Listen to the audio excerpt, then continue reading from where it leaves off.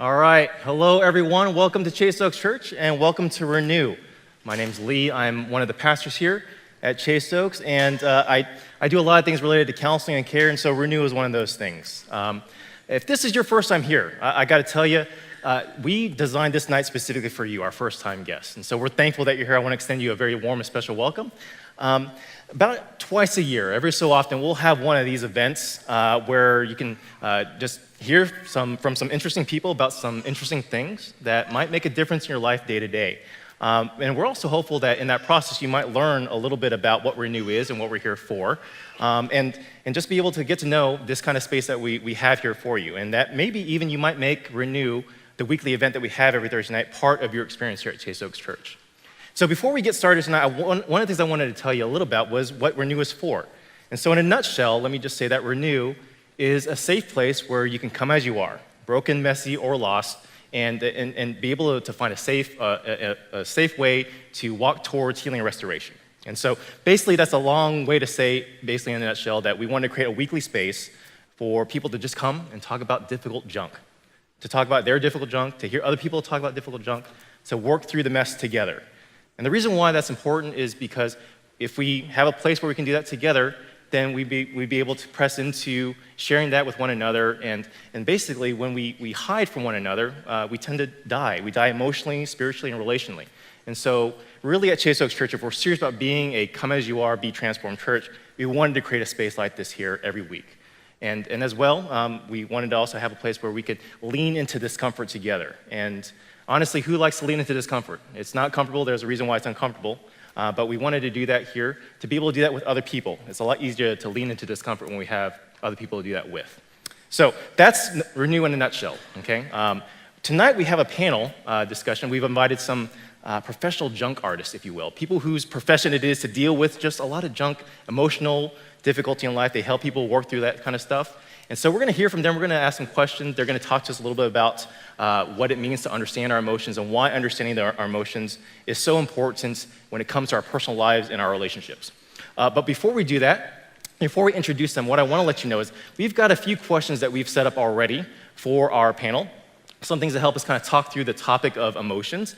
But we wanted to leave about 10 to 15 minutes at the end of this panel for you, the audience, to ask questions. So what we're going to do is we're going to go ahead and ask you to email your questions to David Blaylock. That's dblaylock@chaseoaks.org. David Blaylock is one of our care pastors here as well. And he's going to receive your questions as you hear the panel talk. If something comes up, you're like, I want to know a little bit more about that. Go ahead and email David, and David's going to text me your questions, and I'll ask them to the panel. So let's go ahead and do that. That way you guys can be a little bit more interactive with the panel. So with that said, let me go ahead and introduce our panel tonight. Very first, we've got David Rogers here, LPC, licensed professional counselor, and you are minister of care at Northwest Bible Church. Yes. Yep. Yes. And so he's very much like my counterpart at Northwest Bible Church, and so we share a lot in common in that way. But you also practice on the side as well, right? Yes, I have a private practice. And real quick, could you tell us what your specialty would be? Yeah, grief and trauma. Okay, grief and trauma, great. All right, Joa Braga, LPC as well, but also a few months away from being PhD, is that right? Hopefully, all right, okay. We're working on that. Almost there, okay. And you're adjunct professor at Dallas Seminary currently right now, is that right? And you also practice as well. Maybe tell us about where you're practicing at and what your specialty is. I see clients both in Dallas and in Fort Worth. Okay. And I work a lot with families and couples and do a lot of trauma work as well, family of origin stuff. Okay, great. All right, and Jeri Marshall, you are also licensed professional counselor, and you practice at Thrive Practice, is that right? Yes. With 3 I's. Yes, Thrive. 3 I's. Okay, all right. It's not misspelled. That's There's not a reason misspelling. for it. Okay. And tell us real quickly what you specialize in. Children and teens. Okay. And just a variety of anxiety, depression, going through divorce, grief. Yeah. Just a whole gamut of things that children and teens Okay, deal with great. with parents. Okay. Well, first, thank you all very much for being here. And so you all know that they have all different specialties. So if you're looking for a professional, I would recommend any one of these 3 for those specific things that they just talked about. Okay. So, it's strange. As I just sat down in this chair and was talking with you guys, the therapist in me just wanted to just check in with you and just ask you how you're feeling right now. Like, what are you feeling? And so maybe, real quick, just one word. Tell me what you're feeling right now. There's a fair amount of Anxiety. Anxiety. Yeah, I figured that would be one that we would have coming up. Yeah. All right. Joe, how about you? Anxiety, like anxious and excited. Can I make up a word? Both. Yeah. And Jeri? I think I'm anxious, nervous, and vulnerable. Okay. So those are the three. All right. And I'll check in as well. I'm feeling anxious as well. All right. So We're all don't have together. to we got 4 therapists up here that are feeling anxious. All right. We can all work on each other. Yeah, we can all just Let's talk through the decrease our anxiety right now. anxiety here. In Yes. fact, if you don't mind, we'll just take 5 minutes and we'll work amongst Yeah, ourselves. let's take a break. But that should tell you a whole lot just about how, Yeah. we all have a mask that we wear, right? And all of us are probably in some ways just dealing with it right now, but deep down we've got our own things that are going on, our own emotions, right?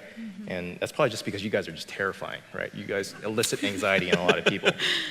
Okay, so with that, let's go ahead and get started with our first question. And remember, you can email your questions to davidblaylock@chaseoaks.org along the way, okay?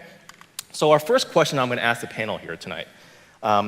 In your experience, both professionally and personally, why is understanding and connecting with your emotions important? Why should it matter to us? Let's maybe start with Jeri. Of course. Yes. To me, I see emotions, and when I work with children and teens and parents, I always have to check in and see how are they feeling. There's something that's bringing them here, and to me, emotions are like our alarm system. Right? They cue us, and it's like a signal that there's something going on. If there's a thought that's happening, we're getting triggered by something that maybe we've had an experience like this before, and it's bringing up some things. So that's kind of how I see it, as an alarm system to tell us, hey, like, pay attention. You don't necessarily have to act on that, but it's something to really watch out for, because I might be reacting to something way back in the past or just recently that's coming into the space right now. Yeah, And yeah. to really look at that, Yeah. just paying attention to it. And I think that's really important to do. Okay, so kind of like a dashboard where there's a lot of indicators that'll tell you what's going on, Yeah. maybe inside, under And it the tells hood. you your thoughts. Like Yeah. if I'm having some real negative thoughts about something or somebody, it's going to bring that up, and Okay. to really look at that. And it happens in your body too. Like Yeah. our emotions can present sometimes in our body. Yeah, like you can actually Yeah, feel like it. a heart rate up, like mine's going up right now Yeah, because I'm yeah. really anxious. So it's there, Yeah, and to yeah. pay attention to that. So Yeah, great. Thanks, Jeri. Yeah, sure. Anyone else want to chime in on that? When you sent us the questions Yeah. a couple of days ago, when I first read that question, 2 things crossed my mind. One, I thought of this couple that I've been working with. They've been married for, 30 years, 2 grown kids. And the wife is seriously debating whether or not she wants to spend the remaining part of her life in this marriage. For one reason, they have no emotional connection, no intimacy. And that has become a deal breaker for her. And she doesn't know if her husband is able to be intimate emotionally. And I think that's a big part of the answer for me is you cannot have intimacy without emotions. Yeah, it's hard to connect with other people. It's hard to Yeah. have relationships, Yeah. right? So I thought of that couple and I thought of, right, Yeah. good old Spock, the nerd in me, don't judge me.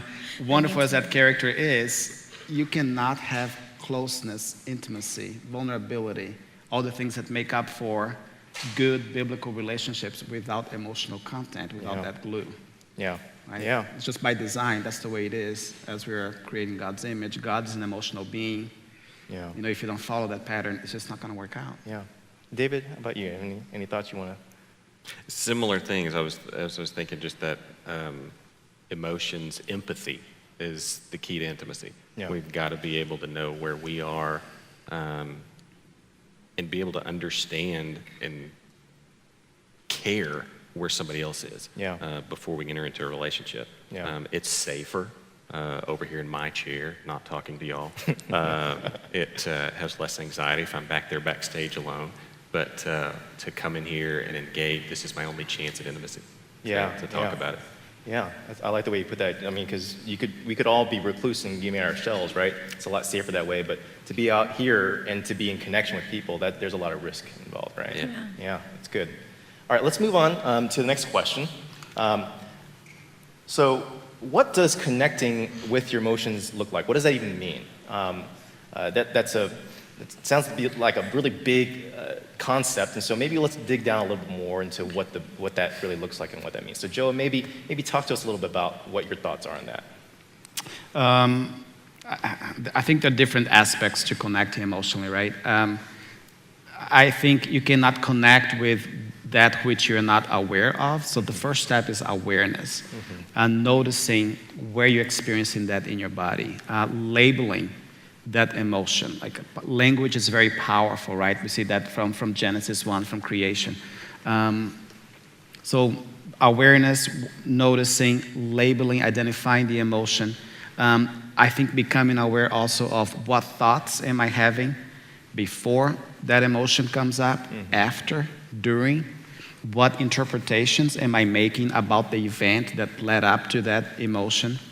I think awareness of what's the action hunger that comes from that emotion. Every emotion wants to be expressed, right? Emotion is energy. Yeah. So what is that emotion? Like if it had a voice, like what is it telling me to do? Because to the extent that I'm able to identify what that is, then I can choose, if I know how to, if I have the skills, how do I want to proceed? Like that action there, like if a bear walks in here and my emotions are telling me run, I'm going to listen to that and I'm going to run. Yeah. Right? But if it's not a threat and the emotion's telling me run, I'm going to talk back to the emotion, say, no, there's no need for me to run. This is not a threat, and I'll do something different. Yeah. So I think all those components there are present. Yeah. And also, obviously, cooperating with the Holy Spirit in the process of discerning through all of that is very important. Great. Anyone else? Yeah, I've got my own thoughts, but I want to give you guys space. Sure. Yeah. When I was listening to Joa, I think of all the kids and the teens that I see that I always try to figure out, okay, are they really aware? The self-awareness, Yeah. are they aware of how they're feeling and how it's affecting them? And so sometimes I have to, even for myself, sometimes just, like I said, checking with your body. Like a lot of times these children and teens and myself recognize, wow, I don't really know what I'm feeling, but I feel some heartbeat going. I feel my stomach really is not feeling good, and that really can show you what that looks like. Like you're connecting with a feeling, but your body's the one that's telling you that. Pay attention. Yeah. So with children and teens, it's not always really, they're not always self-aware, and that's one of the best ways I can help them connect with that, and for myself as well. So. I really want to chime in on that one real quick, just because I have 2 little kids, and so I feel my fear is I'm over therapizing them, and always asking them to label their emotions. So I'm always asking my kid, like, what are you feeling? Right. And so a lot of times the most a kid has is like mad and sad, right? And that's about as much as they can label, but our emotions are so much more complex, right? And so I think I like what both of you are saying, that it requires such awareness and to be able to label them, right? And the older we get, the more complex our emotions are, and the more vocabulary we need to be able to go beyond mad and sad, right? So David, any thoughts that you might want to add as well? Yeah, I think as we start to feel, if you haven't been exposed to talking about your emotions and really feeling, you kind of move toward the good ones and move away from the bad ones. So what does it look like to connect? Sometimes it looks very uncomfortable to kind of sit there and think about, oh, this is what grief feels like. And I'm having a reaction. And to go to relationships, I think all of this needs to be shared with somebody. When I see scripture say, mourn with those who mourn, rejoice with those who rejoice. There's something about expressing, when we give that emotion voice, to give it a voice to someone else, and have someone there to process and receive it. Yeah, I like that. I had mentioned earlier during the introduction that one of the things that we want to do here at ReNew is to create the space for people to deal with messy emotions, and to be able to sit with other people. That can be an enormously uncomfortable thing to do, just for ourselves to sit here and feel grief, as you said, or to sit with somebody else to feel grief, right? And so if we have a space where we can maybe practice that language and learn how to fumble through that somehow, we can get a little bit closer to accuracy and really understanding what it is that's going on within us, and that steps towards healing, right? So that's a great segue into this next section. Can I add something real quick? Like something else that comes to my mind in regards to how to connect with our emotions, I think very practical, is just learning how to slow down and how to be curious about that emotional content. I think will be very practical and maybe helpful. I think we're just so afraid of our emotions, so uncomfortable because of them, that we tend to suppress, run away, medicate somehow. Yeah. But if you learn how to just sit with the emotion, face the emotion, experience, like what is God trying to communicate to me through this emotional experience, I think that could be very transformative. And writing in a journal to do that can be something that helps you just slow down naturally while you're writing and really process that. Yeah. I think that's a great segue also into our next part, which is going to be, here we go, the vignette. Okay, Yes. so we're going to have a little model demonstration of emotional connection. We were talking theoretically about it, but we thought it might be really cool to see it happen in action with a bunch of therapists. Should be really funny here. It should be really interesting, right? It's going to be pretty funny. So yeah, what we're gonna do is we're gonna ask you, Jeri, to just kind of share a little bit and authentically. This is gonna be a true story. You're gonna share with us, right? And what we're gonna do is we're gonna show. Jeri's gonna be courageous enough to kind of show what that connection looks like, and then we're gonna show two different examples of what relational connection is gonna look like. We're gonna have an example of what maybe a disconnected or emotionally detached and invalidating connection is gonna look like, and then we're gonna show one that is more empathetic. Okay. And so let's go ahead and start with the example. Jeri, take it away. I have a daughter who's 7 years old now, and when she was a baby, she was really hard. She was always crying, and I had a hard time soothing her, and I have an older daughter and a younger daughter between her. So ever since she was little, it's been really difficult for me to connect with her, and that was really, really painful, and I felt really bad, like guilty, because I thought there's something wrong with me because I can't seem to connect with her. So as she got older, it was continuing. It looked a little different, but it still felt that way. And so I finally decided, as a therapist, I knew something was up. I just didn't know. I'm too in it and emotionally connected. I couldn't figure it out. So I had her tested, and just recently I got the diagnosis that she has autism, higher functioning autism. So that was really difficult. I kind of knew maybe that might be it, but to actually hear it was very hard. So I felt really sad, and I was surprised that I felt so sad, but I did for probably about a week. Just kind of felt that real deep sadness, but I was reacting differently, but I felt it really deep inside.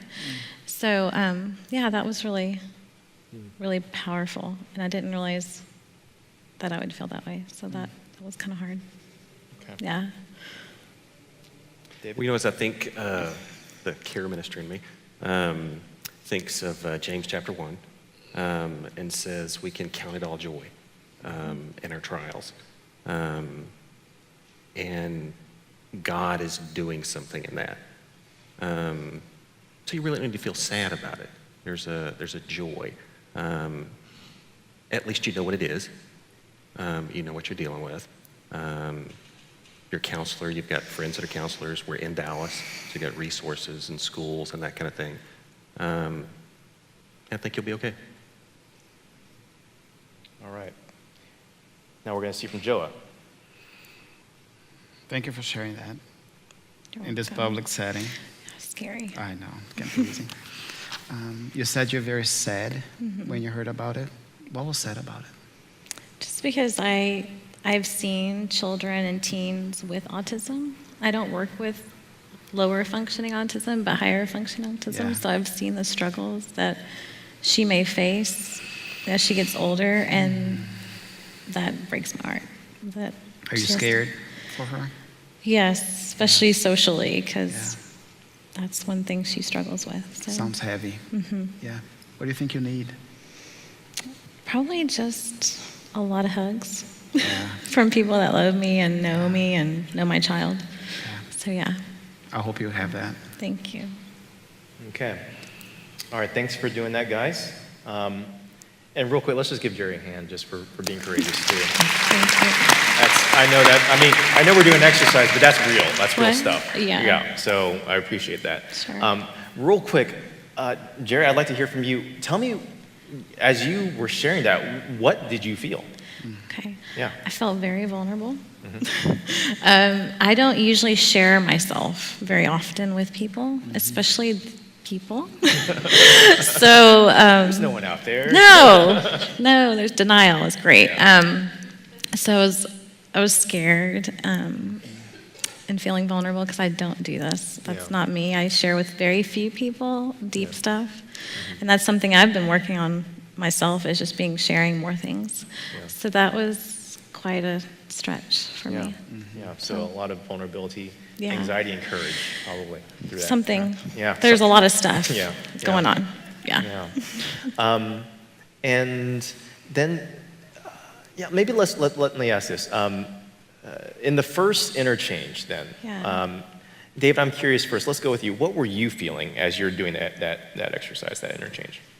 Before you call the church and say, your care minister stinks, it really hurt not to be empathetic to that. So I'm sorry, Jeri. I'm going to give you a hug after this. No, it was really interesting. We had talked about this the other day in preparing, and this morning the anxiety started at the mirror this morning. And something hit me that hasn't before, and I was thinking about Jeri and her daughter, and all of a sudden I saw this image of a good friend of mine I've known for about 25 years. And he's somewhere on the autism scale. He's gifted, but has relational trouble. I've been to both his parents' funerals, his brother-in-law's funeral, his sister's funeral, and he's looking for work right now, living in a halfway house, because that's the cheapest place in town.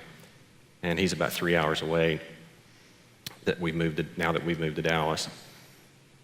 And he's just alone as he's ever been. And so it just made me not want to engage and think about this, because it just hurt to think about him being alone. We have a 14-year-old only child, not emotionally challenged, and I think he's going to do pretty good relationally, but my biggest fear as a parent is for him to be alone when I'm gone. His mom and I are not going to be there one day. And so that was just what was going on with me. And so as you say this, when the relationship demanded empathy, I wasn't in a place to give it, because I was hurting too much, and suddenly I needed to carry your pain, but I couldn't carry both of ours. And so I needed to distance and just kind of say, you'll be happy. I needed you to feel good so I would feel better. So let me be clear about what I just heard there. What you're saying is that there was a lot that was going on for you already, and because you didn't have enough space to just deal with that, it's difficult to take on anyone else's stuff. Right? Okay, well, that's good, that's powerful. And that's been the first, as Crystal was asking, my wife was asking me this morning, I didn't share that, but it's just, there is a sense of empathy. I know these guys, and I know they care, and just something's going on in me to say, thanks for letting me say that. Yeah. Okay, thanks for sharing that, David. Joa, how'd you feel? Uncomfortable. Yeah. Sitting here between the two of them felt very uncomfortable.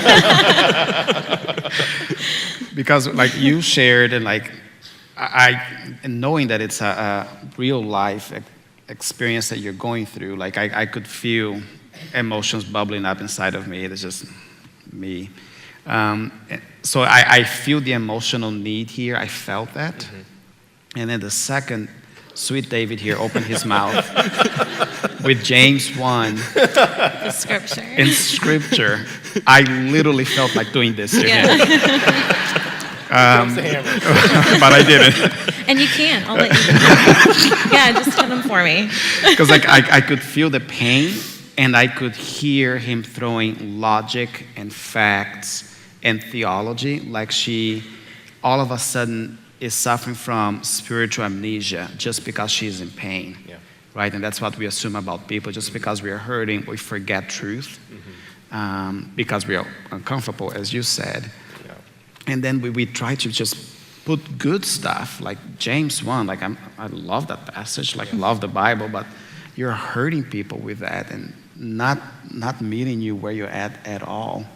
Especially when you're talking about, you'll be okay. Rejoice. Just be joyful. Keep hitting. So to sum it up, Joa's anger. Lots of anger. Yes. So it was actually, I was feeling anger, and I was feeling sadness and grief. So I don't know if you noticed, like I just realizing now, like I actually had to, like I turned. Yeah, you did turn.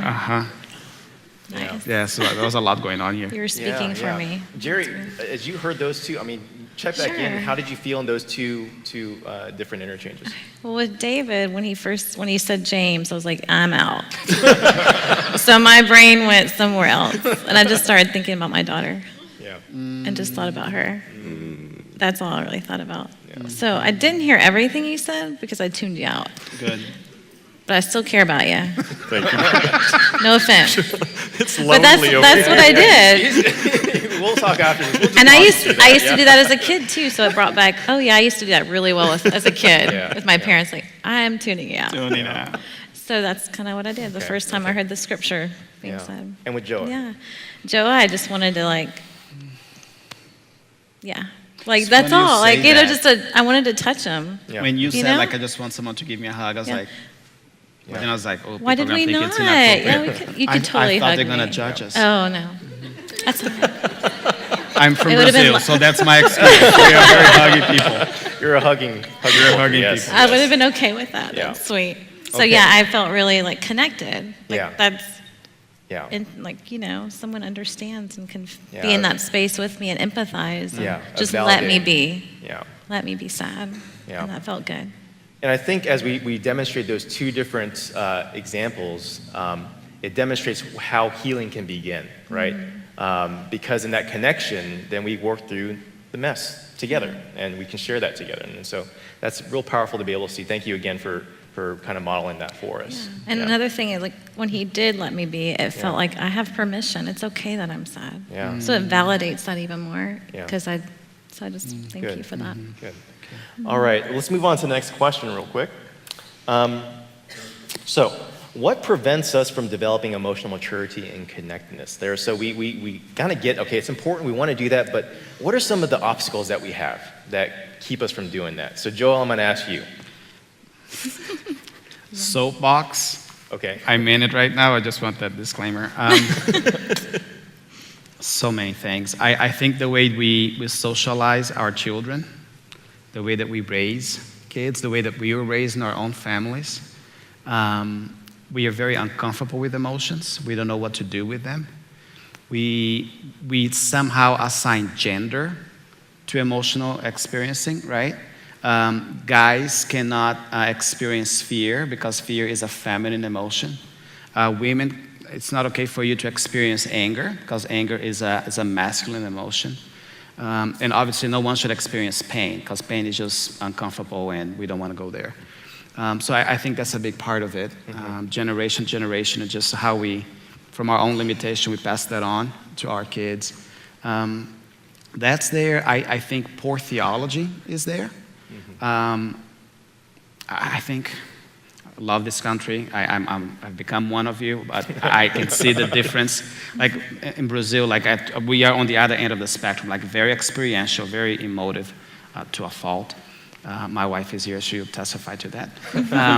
But here we are on the other end of the spectrum. Like the church is so rational, intellectualized, and I think our faulty theology comes from believing that truth is just logical and rational. And if it's something is emotional, it needs to be downplayed or get rid of. Yeah. And we forget that truth is a person, right? And as such, truth is just as logical as it is emotional in the person of Christ. So I think poor theology is there, modeling from our family of origin is there. I think biological factors are there, right? Just bodily issues, our brokenness. Like if I have a traumatic brain injury, that will probably impact how I go about connecting with my emotions and experiencing them.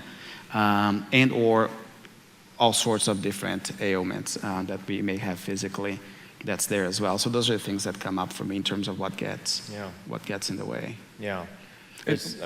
One more thing. Yep. Just thought about one more. Please, lack of skill. Just not knowing how to. Yeah. Right? Like who here like learned how to deal with your emotions in school, right? Most 12 years in school, 15, 16, 20 for some of us.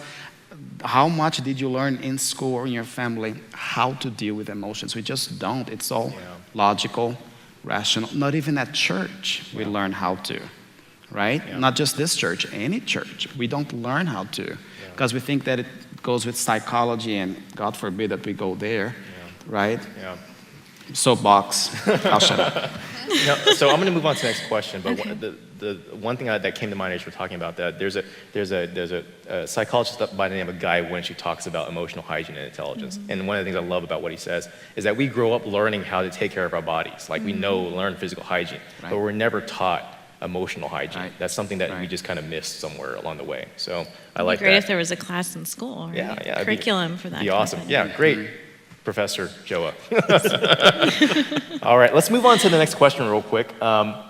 What does it mean to have emotional connection with God, and what does that look like? Why is that important? And so maybe real quick, just a brief thought on that. Let's go across. David, let's start with you. Yeah, I think it's so easy to look at emotions and label some appropriate and some inappropriate, and just to forget that part of the human experience is all of it. We're going to hurt, we're going to have joy, and somehow when we approach God, we want to put the inappropriate emotions behind and just approach Him with appropriate, good, joyful, worshipful emotions. And I just don't see that in Scripture. When I take client after client and person after person through the Psalms and let them read the raw emotion that God understands, feels, and can empathize with. And so I think part of it is understanding, giving ourselves permission to feel with other people and giving ourselves permission to feel with God, because God seems to have given us permission in His Word to feel. Good, great. Joa, how about you? Along those same lines, 1 Samuel 1, you have there the story of Hannah, right? She's trying to be pregnant, to have a child, and she can't, and she goes to the temple. And she is so distressed at one point that she's praying very fervently, and the priest is there, Eli, and he looks at her. I don't know if you remember the story, but he thinks that she is drunk, right? Because she is so emotive, and there's so much content going on there.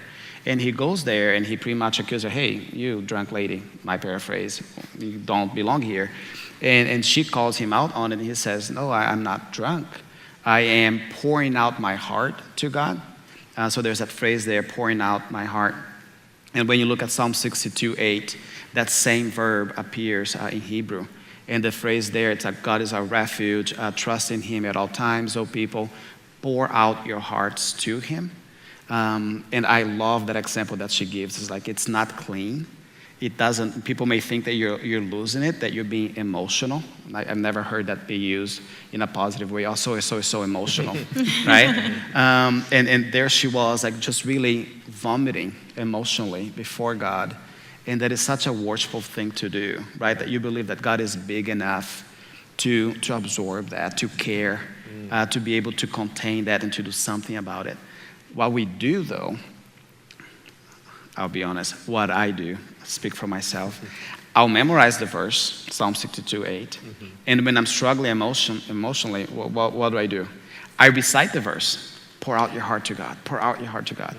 So I'm engaging that logical, rational exercise, but head. what am I not doing? Pouring out my heart to God, right? So I play that game instead of actually, She's doing it. yeah, just do it. Yeah, good. I love that. Jeri.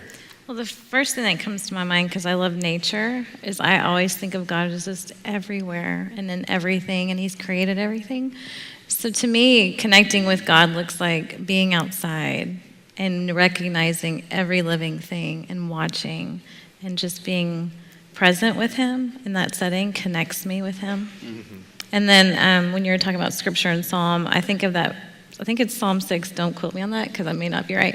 But there's a verse where David's so emotional and so sad that he's soaking the couch with his tears. And I always visualize of that. God created us with all that emotion, and to let that out is so important. And so connecting with Him means letting out everything. Yeah.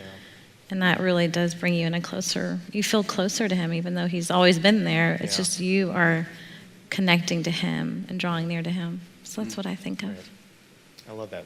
A lot of similar things that you guys are touching on there. I like that.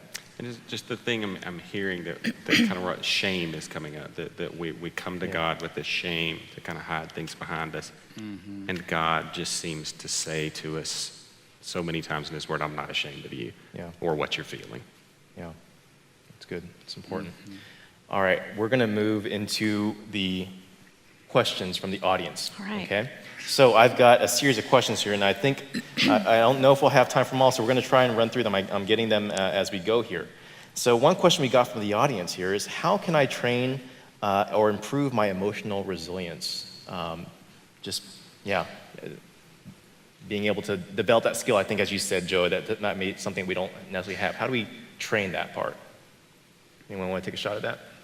Well, I think when I hear emotional resilience, I think of the first thought that came to mind is like self-awareness. Like, are you really aware of what you're feeling? And if you are, what is behind that? Like, what are the thoughts that are coming and how are you reacting? And so to build that up, I think it takes time, and it takes like a lot of observation and journaling and releasing and asking people that are close to you sometimes, like, what are you seeing happening here with me? And so I think that builds that emotional resilience. And praying, always in prayer of God, show me what needs to happen or how I need to look at myself here. So I think that is part of it.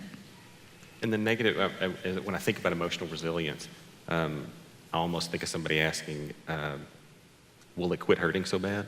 Can I build up a tolerance? And the tolerance there for me is just the ability to go to the bottom of it again and again, because it's always going to hurt. Yeah. Same thing. Like the first thing that came to my mind was, if the question were, how do I strengthen my physical resiliency, right? Well, you exercise over and over and over again. It's no different.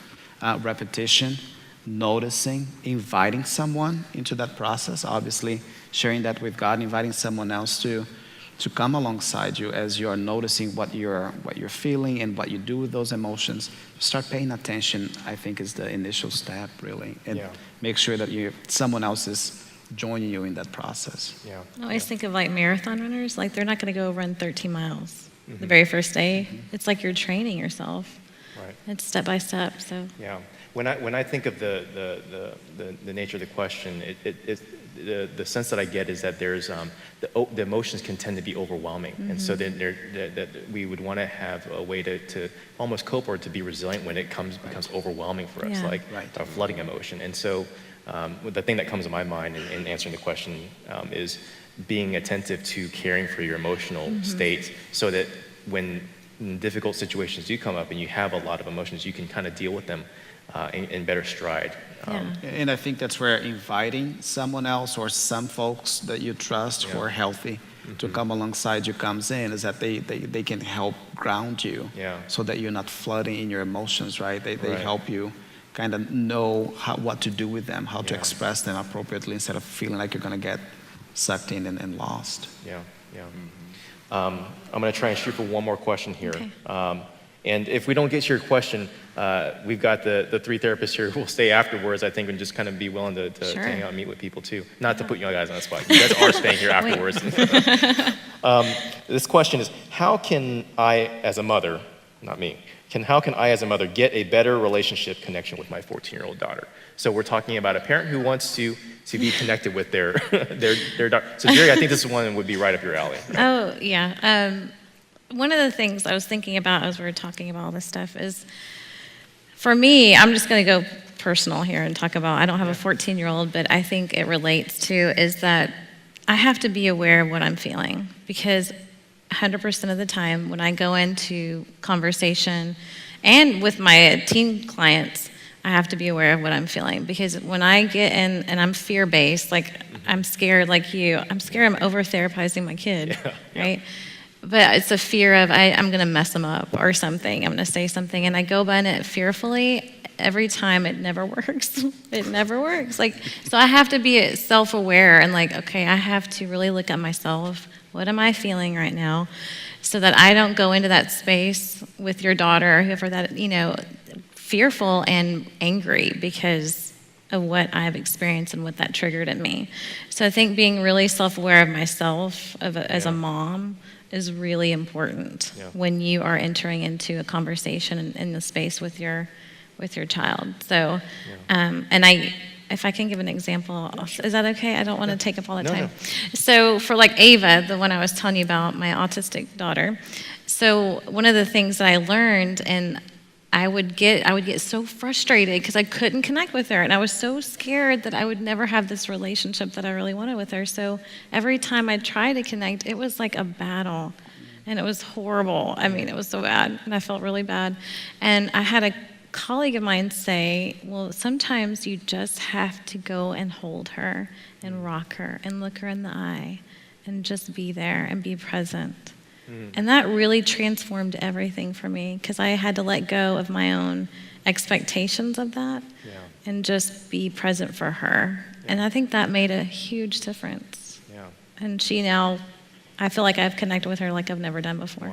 Just because of that one thing that I did differently. And it was counterintuitive. My thing was, I just need her to calm down and just your take emotions have it. you pushed away from it. So it was just powerful. That's So great. just for that mom who's just check in with yourself, self-awareness of you. Talk to someone maybe too to help you process what's going on here because it may be from things in your past or things that you're getting triggered by to really know what's going on with you. And I think that makes a big difference when you enter into that relationship.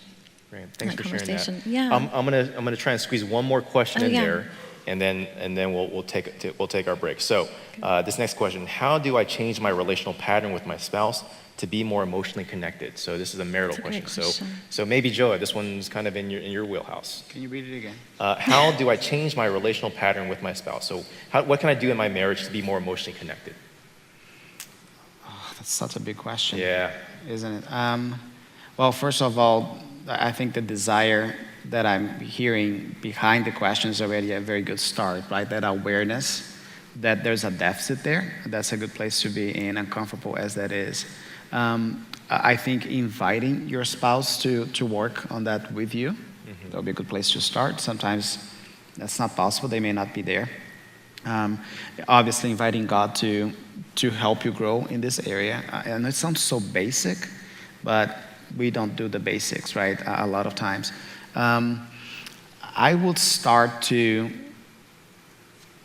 I feel like I'm answering every question the same way. Invite someone that you trust to join you in this process. And try to start noticing the pattern of connection between you and your spouse. Like we all have our cycles of engagement, right? Maybe you pursue and then the other person withdraws. There is always a pattern there that I do A, the other person does B, and then I respond with A again, and then he does B again. So noticing and identifying what that pattern is, because obviously that's not working, right? And then once you know what that cycle is, okay, what is my side of the equation? Like, how am I contributing to this dysfunction and unhealthy way of connecting? Because obviously I can't change the other person, but if I understand the cycle and I have a good understanding of what my contribution is, well, the next step would be, how do I change my side of the equation, my rules of engagement? Because the idea is, even if the other person never changes, if I change, the cycle will have to change. I don't know what you will change into, can't control that, right? But change will happen if I'm working on my side. Great. That's where my mind goes. That's great. We're going to have to end it there because we're up for our intermission. But these are great questions. Again, we have a few more questions that were sent. So if you had one, you weren't able to send it in, definitely come find us afterwards, and we'll be around. I'll be around. So we're going to take a break here for about 5 minutes for an intermission. But I want to let you know what we're going to do when we get back. In the next half of our night, we're going to hear from a few people, just interviews of people who've gone through one of the programs in ReNew, which is the closed group. And so we've got a couple who's gone through the ReNew Marriage closed group, and some people who've gone through the ReNew Me closed groups. And so we'll talk a little bit more about what that experience is like. So definitely stick around, don't go away. But also just to land the plane on this entire discussion on emotions, this night is supposed to kick off really the series of ReNew for the next 4 to 5 months. We're doing a series on emotions. So we've got lessons on anger and pain and fear and shame and depression and anxiety. So this is kind of like a teaser, so to speak, to kind of get your appetite wet for, hey, I'd like to know a little bit more. And so definitely come check it out in the next few weeks, and you'll get a better feel for what we do at ReNew as well. Yeah. Thank you guys for letting me share. That was really hard, and y'all made me feel, I felt really open and welcome. So thank you so much for that. I appreciate that. Let's give our panel a hand. Thank you very much. All right, let's take a break. You have our devotion. Taste and see.